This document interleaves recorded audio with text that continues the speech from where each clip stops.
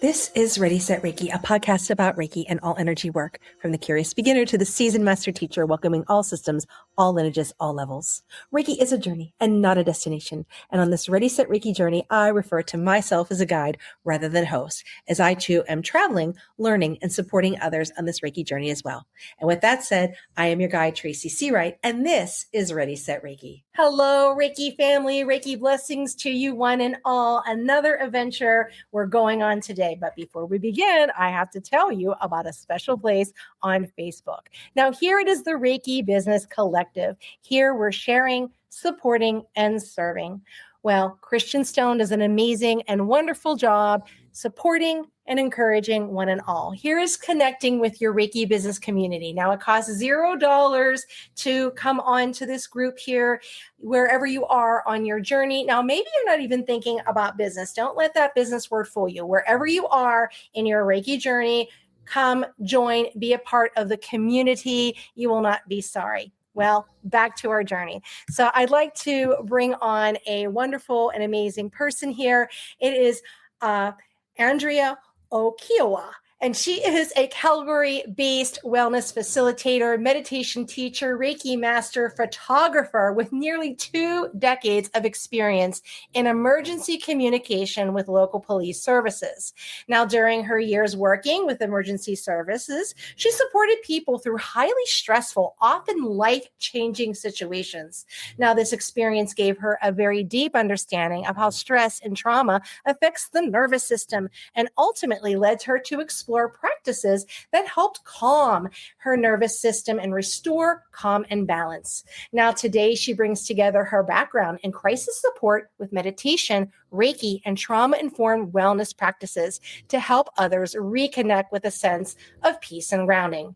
She facilitates grounded meditation sessions, mindful creativity workshops, and wellness experiences designed to help calm busy minds and support emotional well-being. Now, she also integrates her Reiki practice into her photography, using calming energy techniques to help animals feel safe and relax during a session. Now, this approach not only helps domestic animals settle during a photo shoot, but also allows her to photography or photo wildlife in a way that feels respectful and non-threatening. So let's give a warm Ready, Set, Reiki welcome. Hello, hello. Hi there. How are you? Welcome to Ready, Set, Reiki. Thank you so much for having me. I appreciate this. Wonderful. Now, I told our listeners just a little bit about you, but I know there is so much more. So tell us a little bit about yourself. Sure. I was born and raised in Calgary here in Canada. Been fortunate to have been able to travel extensively in my life, lots of different places. But I have lived one other place as well, and that's Pittsburgh, Pennsylvania. So I know we have a little bit there in common. We actually do. We actually do. So where in Pittsburgh? Just outside. It was on the north end where I was living at the time. Oakmont? No. Yes, Oakmont, I think. I can't remember. This is 30 years ago now. So I'm testing my memory here. But yeah, I lived there for 6 months with one of my sisters. She had a youngster, and she wanted some assistance with the little one, and so I went down. But speaking of siblings, I'm the youngest of 5 girls, and I have nieces and a nephew and 2 fur babies. I have a cat and a dog. Beautiful, beautiful.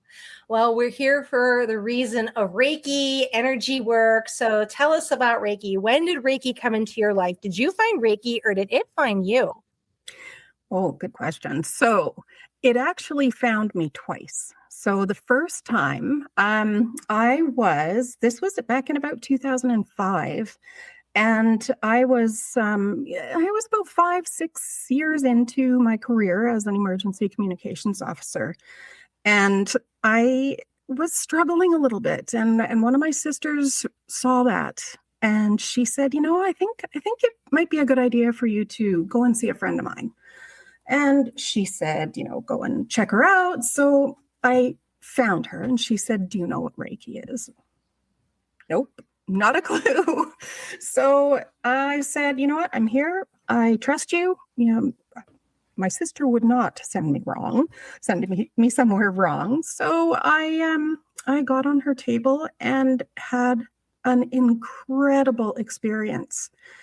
It was very eye-opening. And part of it, though, was that I felt a little bit weird because I just opened up and cried.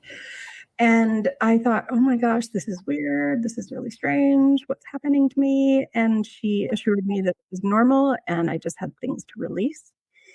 So as much as I was really interested in that and curious about it and fascinated by it, I didn't go back.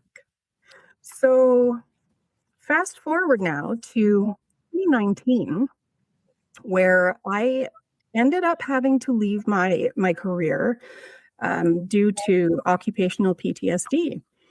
And I was sitting on the computer one day, just scrolling through Facebook, and up pops this ad for Mount Royal University, one of our local universities here, Reiki training. And it was right in my face. And it was like, hi, come on, I invite you. So I did. I started my training in 2019. And you know, I don't think I'll ever look back. It's been amazing. It's been quite a journey. Beautiful, beautiful. I mean, working in the field that you are working in, I mean, hats off to you. Thank you for all of that you've done. You know, it's really a stressful, profession. It is. It absolutely is. And this ended up being a huge part of my own healing journey. Beautiful. So what surprised you about Reiki?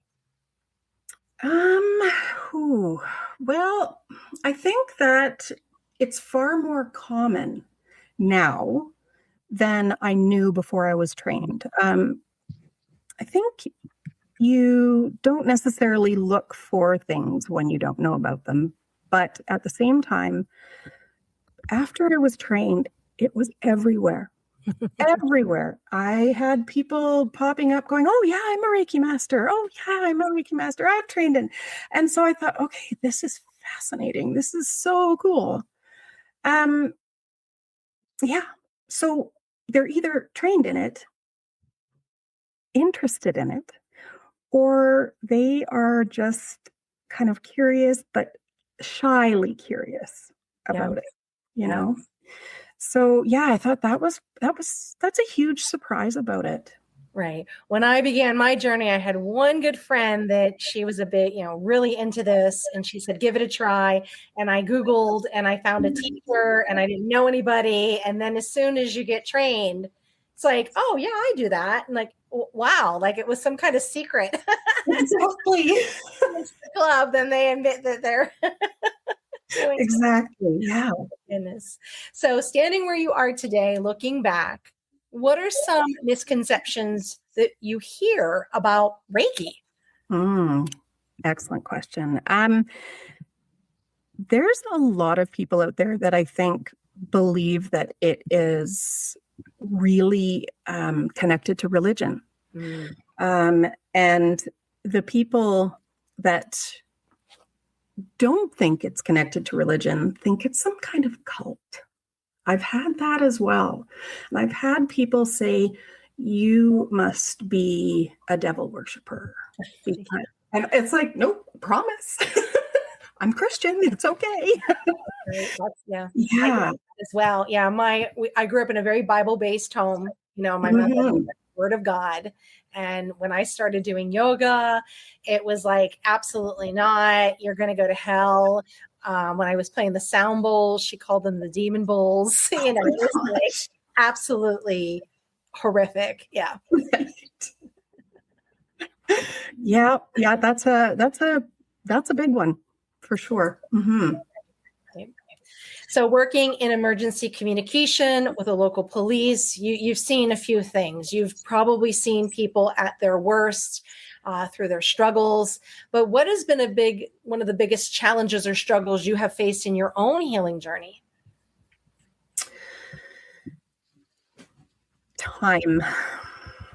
Time has been a really interesting struggle. Because I think there are certain expectations on people. When you break your leg, say, it's kind of clear, you've got a break, we cast you, we might do surgery on you, we get you into physiotherapy, do a little bit of massage therapy, and you'll be walking again in 6 weeks. PTSD is not like that. Right. So time is a very important struggle. Yeah. Mm-hmm. It's so interesting because you can pity someone, when you see them with the outside wounds, but they're not realizing the internal. When I do sound bowls, being a trauma-informed teacher is important. I live in an area where there's a lot of service, right? A lot of military veterans, police officer, border patrol here. Right. You never know. And you have to be conscious and aware that a particular sound could trigger something. Absolutely. Overwhelm them. And you don't want them to be there and just struggling and having just to push through it when it's supposed to be the stress reducing modality. Yes, exactly. Mm-hmm. Yeah. So it's one of those things that you can't really see, but you need to be conscientious and aware. And I always tell them, if you feel it coming on and, I'll hold space for you, just put your finger up and, I'll shift it. You don't have to be there and struggle. Yeah. That's a beautiful way of doing it. Yes, exactly. Yeah. So when it is time for you to get an energetic tune-up, what are some qualities that you look for in a Reiki practitioner? Oh, gosh. Well, I think that unfortunately, like in a lot of modalities, there are people that are in it for, I'm going to say it, the wrong reasons, not just because I disagree with how, people are, but, if you're just in it for money, or if you're just in it for, I don't know, the money thing is a big thing for me. People need to be invested in others, and so that is very important to me, that they're invested in the client. Somebody who listens, somebody who understands about confidentiality. That's such a big thing. And non-judgment. Right. So right. Those are important to me. Yeah. Sometimes I feel like I'm the Reiki police. It's a struggle. It's a struggle because you see things and then you'll have some people say, well, you need to work on yourself and question why that bothers you. And it's not about me. I just don't want people to feel they get ripped off. Because yes, of course. they're paying for these trainings, they're paying for this service, and there needs to be a standard, like a waiver, right? Yes. You have the waiver signed, right? Have transparency. I've seen where someone will start promoting that they're a practitioner or a master before they even finish their training, or I see that they're taking other materials from another practitioner and using it as their own. And it just blows my mind sometimes. So I don't really look at it like, oh, it's about me and ego, but it's like, I just feel bad for people who are entrusting this particular person with their time, their money, their energy, and that person's not being authentic. Right. I think it's just the ethics of it that kind of bothers me. Yes. And just saying, well, I'm promoting this, but I'm really not a part of that. It's like, oh my goodness. But now that we have such a variety of trainings out here and accessibility of things online, there's a lot of people that go on demand because they're like, this is great. I can be a Reiki practitioner for $9.99 and I'm up and I'm running, right? And so there's a lot of controversy out there where you have individuals saying it has to be in person instead of online. And, I'm for, if you have a live teacher, like how we are communicating right now, great. But if it's an online on-demand thing, that's a great resource after you connected with a physical person that you can connect with. Yeah. We are on the same page. Absolutely. But Yeah. it just seems that how it's kind of shifted and changed. And then you have in the community where people are judging, right? And the whole thing is love and service. This is what we're here for, right? Yes. Whether you're doing angelic Reiki, whether you're doing Celtic Reiki, Rainbow Reiki, we're all here for love and service. Exactly. Yes. Yes. So what advice would you give someone who is just entering spiritual work? Oh my gosh. Take your time. Read a lot. But you also have to remember at the same time, when you're reading other people's, manuals or books, a lot of that is other people's opinions. And so I think you really have to take that into account. Just like a lot of other things. Find peer-related or peer-reviewed studies. Find gray literature. Find a teacher that you mesh with. I think that's going to make it a lot easier, a lot smoother to be able to have that relationship with your teacher, and to be able to continue your relationship with your teacher. And this is a big one: is keep a journal through training. Yeah. See if you can find somewhere to volunteer your time as providing Reiki services. Some places won't take you, as far as I know, until you're a Reiki master, but get there and use that time and use your abilities, use this skill. Know that it's okay for people to doubt the work. Mm-hmm. Not everybody has to believe in it. And just because you're getting into Reiki also doesn't mean you have to work with clients. Mm-hmm. No, there's no expectations in Reiki. You can go into it and you can just have it there for self-care. Right. Absolutely. Mm-hmm. Right. My friend that got me into this, I went to introduce her to somebody, and she goes, well, I do Reiki, but not how Tracy does it. I just only do it on myself. And I turned to her and I says, but what you do matters. Yes. What matters. If you don't have to teach, you don't have to have clients. You just getting up and giving Reiki to a tree, right? Or to yourself, so that you're not getting upset around your coworkers or snapping at somebody that cuts you off in traffic. That's important as well. And I like how you said about the different manuals. When I studied Uzui Rahiho, we had to create our own manual. So we would take our teacher's information and then create our own. And then, by the time I went on to other different systems, I was realizing, some of this is inaccurate. And I remember seeing a post on Facebook about someone who said, this is my master teacher's timeline. And on the timeline, we know when Uzui Sensei was born, we know when he died. And the timeline put him as 5 years old, connecting with the energy. And I said, hey, you might want to check that. And he was absolutely not. My sensei is absolutely correct. So you have so many hours of the training. Many of them, the average is like 8 hours, right? Yes. A one-day training. You can only fit so much in there. And if you have questions, do the research. You have Justin B. Stein out there who's trying to put the pieces together of things that Madame Takata once said that people just thought as lies, and he's trying to find the truth behind things, and he's finding it.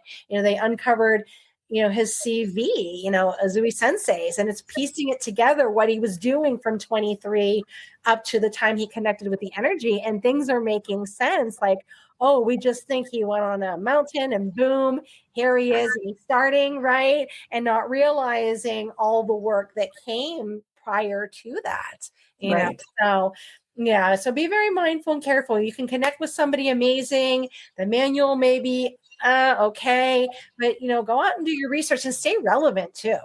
Yes, exactly. Yeah. Mm-hmm. So what books do you recommend? Ooh, there are some books by Penelope Quest that I quite like. The Reiki Manual, Self-Healing with Reiki. And I did my medical Reiki training under Raven Keeves. And so what brought me into that was her book, Medical Reiki. And I found that quite fascinating. And I'm really into animal Reiki. So when I did some searching, I found Kathleen Prasad, and she has written a number of books, and she is a wealth of knowledge on the subject. So she's dedicated her life to it. So she's got a lot of information to offer. So those are kind of the main ones. Yeah, and I've been blessed. She's been on Ready Set Reiki as well. So amazing. Yes, I'm trained also in animal Reiki, the ICRT and animal Reiki. Okay. Yes. Yeah. And one of my articles was here in El Paso. There was a dog that was left at the border because you can't bring dogs as you come over. Yes. And my friend adopted this dog, and I gave her the attunement, the placement of the energy. So little Luna jumps on the table and puts her little paws. Oh my gosh, I love it. Session. So Luna loves. So it's called Luna's Purpose. So from the border to giving Reiki. Oh, beautiful. Yeah. So that's beautiful. So beautiful. So what other services, modalities do you offer? So I'm a meditation teacher. I do in person as well as online when it's requested. And healing touch practitioner apprentice, which is, if you're not familiar with healing touch, it's similar to Reiki.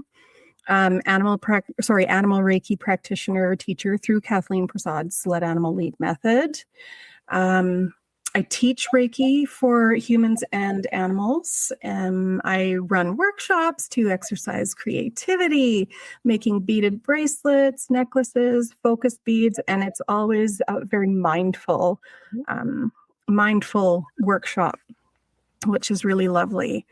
I may be offering or co-facilitating workshops on neurographic art in the near future, and that is a fun one. I also, I do a few things. I also do equine assisted learning.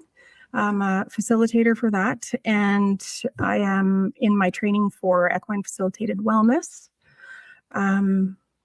So lots of good things. Yeah. And going back to things to find in a practitioner, you're constantly evolving, growing, learning. So that's another green flag, because we're working on ourselves, right? We're building that energetic toolbox. Yes. So, and then, the photography with the animals, that's just absolutely beautiful. I mean, you figure even doing family photo shoots, right? To bring Reiki in for infants. I mean, it's endless possibilities. Yes. To bring that in. So I was interviewing someone yesterday, and she was combining hairdressing in her salon with Reiki. So that's the new thing kind of coming here. But you figure photography, and this just shows you that you can merge it with anything. I do yoga, and here we are with photography. And what a beautiful thing to come up on the animal, not to frighten them, to send them Reiki with permission, right? Always. Yes, absolutely. Absolutely. So beautiful. So where can we find you? Are you online? Are you in person? If someone's interested in a session or service from you? I am online and in person. So if anybody out there is in Calgary or Calgary area, I do in-person sessions. And I can actually go to people's homes as well, because I have my table and will travel. But I work out of 2 different studios as well. Beautiful. All of that can be found on my website, which is goodspiritwellness.ca. I'm also on Instagram. It's goodspirit_wellness. Somebody else stole it the other way, I guess. And on Facebook is Good Spirit Wellness. Okay. And I do distance work as well. So of course, nobody has to be right beside me. Beautiful, beautiful. Well, keep waiting for that name to pop up. So when I started, I had feather sister, right? But someone had feather sister. So I had to put the feather sister. And I would get a letter in the mail, maybe once a year saying, hey, we'll sell you it for $10,000 for feather sister. And one day I got an email and said it's available. And I was during some kind of sale or whatever, but I got the name. But of course, by then I already was the feather sister. So I thought, well, I better grab this. So I own the feather sister. Amazing. So yeah, you never know. So might pop up when you least expect it. Well, that is our last question for this part of our journey. And I'm going to guide you into the second part, which are questions from social media and from Reiki students. So here we go. Number one, how do you integrate your Reiki practice or Reiki into your photography? Okay, that's a great question. So thank you to whomever asked it. I frequently photograph wild animals, as you know, wild horses mostly, but also wolf dogs at a local wolf dog sanctuary. And both of these species can have difficulties with humans for some obvious reasons and some not so obvious reasons. And I find that using self-Reiki, first of all, to take me into a situation, it calms things right down. It calms things. These animals, these intuitive, beautiful animals know I'm not there to do any harm at all. So starting with self-Reiki is amazing. Then when I go into the area, say the sanctuary, if I'm walking through, I offer Reiki. I always ask permission, of course, like we were talking about. And then I offer Reiki to these animals. And if they accept it, I get some of the best shots. I get fantastic facial expressions. And I get these fantastic poses. It's like they're giving this to me as a gift. And in the areas where the wild horses roam, I again go out there with self-Reiki, and these animals are not those that love humans in some of the spots. A lot of them are used to photographers though, so they'll come trotting up to you. But in the really far into the backcountry, I work with my energy very, very closely. And I can tell you one experience that was absolutely beautiful. I had driven way into the backcountry and I was up on this ridge. And there was if you look down the hill, there was a herd of horses down the hill, and I got some beautiful photos there. But there was a band of 3 horses about maybe 50 feet from me. And I thought, okay, calm, energy, center, ground. I need them to know I'm not going to harm them. And I offered the Reiki to them.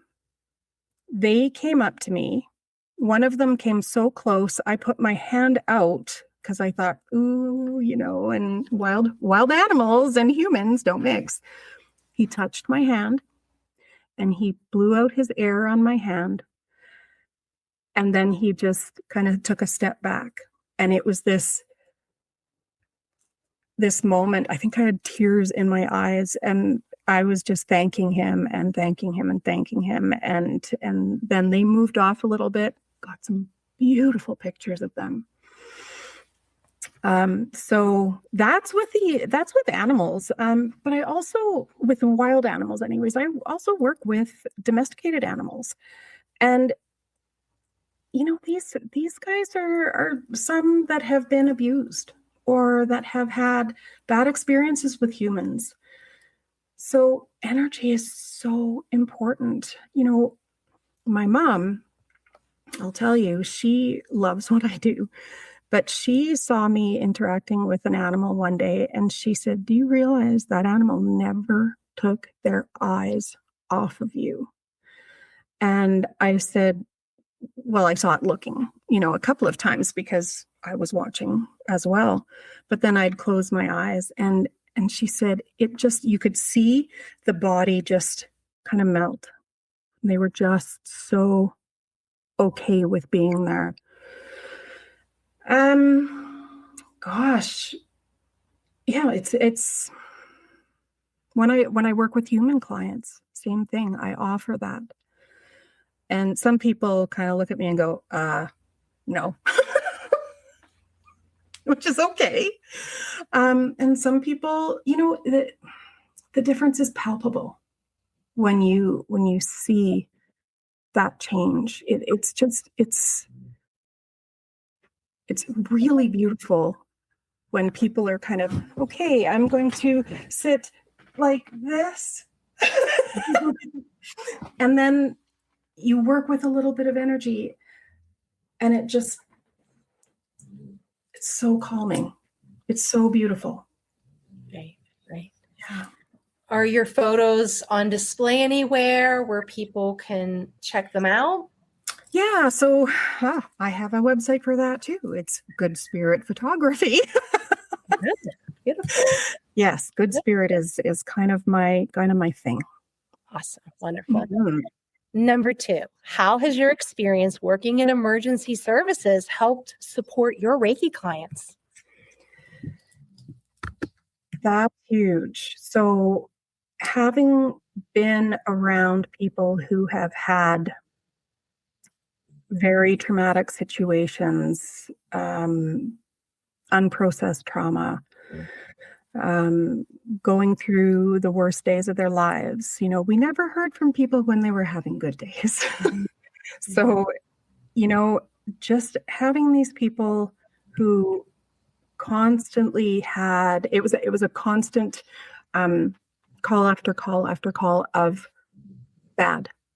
So in order to understand that, you have to start kind of leaning in a little bit. And when you lean in, you learn more. So with my clients, yeah, also a huge skill to have is listening. Mm-hmm.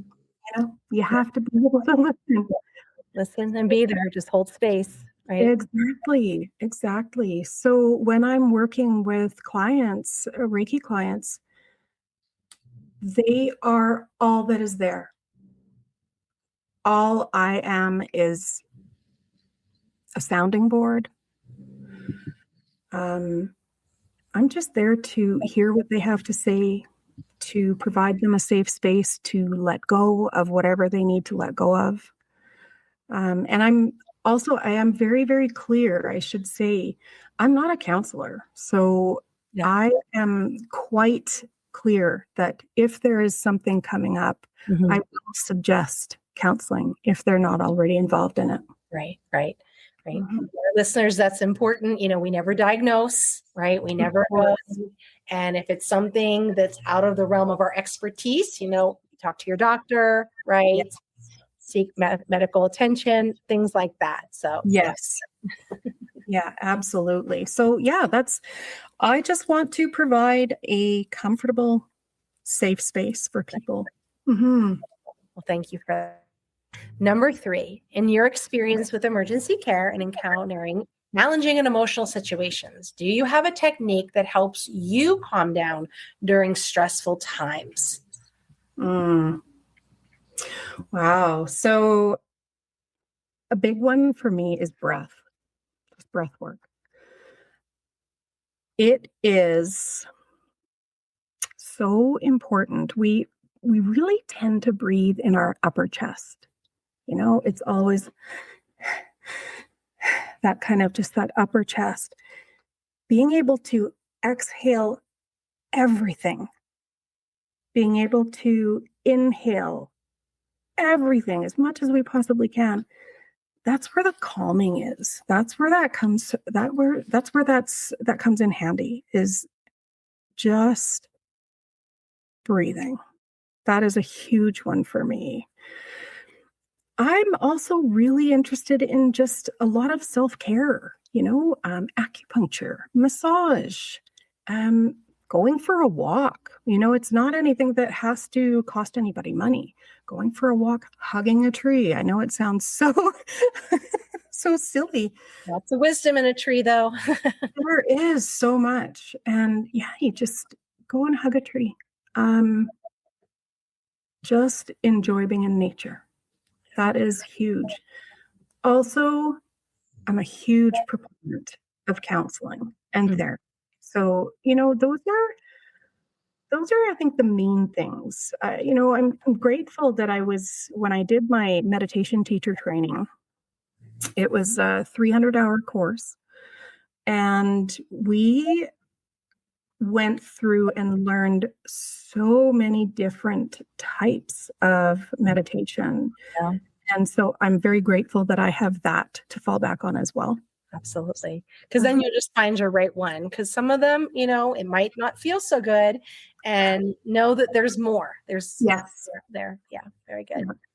Yeah. Well, that was the last question. And as we've been talking, is there anything else you'd like to share or anything that you forgot about? The floor is yours. Oh gosh. Wow. This has been absolutely incredible. I think that just, if people out there are curious about it, if they are wanting to experience a Reiki session, but are a little, I don't know, skeptical about it, it's okay. You know what? Reiki is not ever, it cannot ever hurt you. So try it. If it's something you're interested in training in, try it. Again, there's no harm. This is just another one of those things that you can use to better yourself. So yeah, just jump in there. And that's about it. Reiki respects free will too, right? Yes, it does.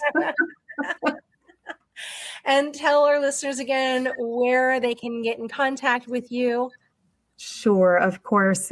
My website is www.goodspiritwellness.ca. And my Instagram is @goodspirit_wellness. And Facebook is @goodspiritwellness. Beautiful. Well, thank you, Andrea, for taking time out of your very busy schedule and joining me on this Ready, Set, Reiki journey. I really appreciate it. I love it.